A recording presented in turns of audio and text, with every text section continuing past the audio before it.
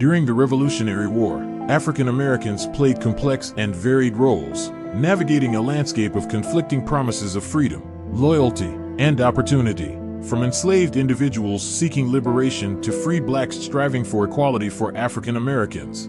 Enslaved African Americans faced a stark choice: to support the British, who promised freedom to those who fought for them, or to remain loyal to the Patriot cause, which offered uncertain prospects of emancipation. Thousands fled to British lines, believing in the promise of liberty, while the Patriots battled for freedom from Great Britain. Upwards of 20,000 formerly enslaved people declared their own personal independence and fought on the side of the British. Some joined the British Army or performed menial tasks, while others became refugees, seeking shelter and protection.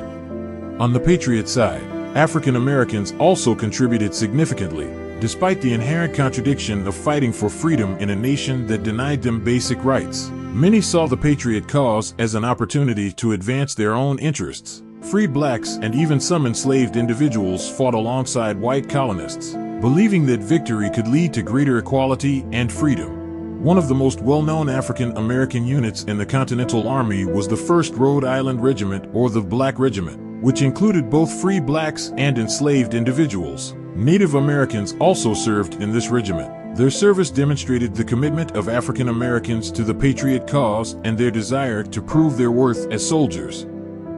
The 1st Rhode Island Regiment emerged during the American Revolution out of necessity and desperation within the Continental Army, facing critical troop shortages in late 1777. General George Washington, leading the army, found himself in a dire situation, with many soldiers unfit for duty due to lack of supplies and disease. Disease alone claimed the lives of nearly 2,000 soldiers during the brutal winter at Valley Forge.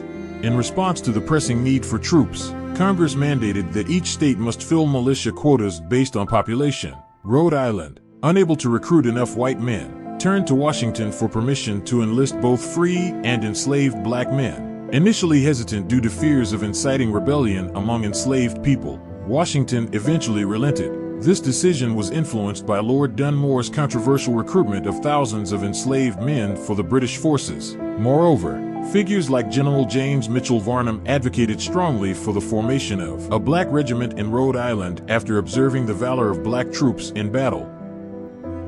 The 1st Rhode Island Regiment, initially not a black regiment, evolved into one over time. Beginning as part of the Rhode Island Army of Observation in 1775, it was reorganized in 1777 and began recruiting black soldiers into its own unit in 1778. The Slave Enlistment Act stipulated that any enslaved person accepted to the 1st Rhode Island Regiment be immediately discharged from the service of his master or mistress, and be absolutely free, and a compensation would be provided to the owner. The regiment totaled 225 men, including 140 African Americans. The Continental Army consolidated, or segregated, them into a single company within the regiment. At the Battle of Rhode Island in 1778, the 1st Rhode Island Regiment showcased its bravery and skill, driving back multiple Hessian regiments and earning recognition for their valor. Despite this success, the Slave Enlistment Act was repealed shortly after, and subsequent volunteers to the regiment came primarily from freed black and white men.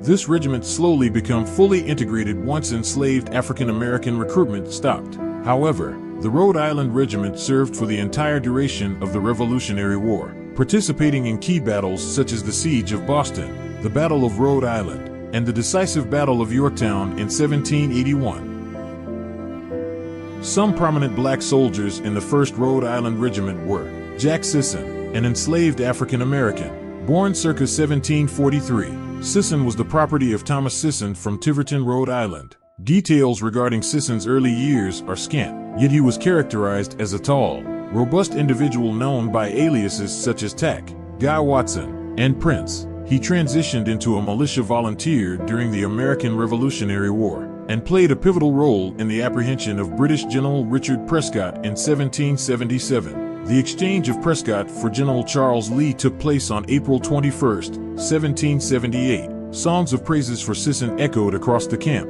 Less than 12 months following the raid, Sisson joined the recently established 1st Rhode Island Regiment. He engaged in combat at both the Battle of Rhode Island and Yorktown. Sisson persevered with the regiment throughout the conflict and was granted emancipation upon its conclusion. He passed away in Plymouth, Massachusetts, at the age of 78.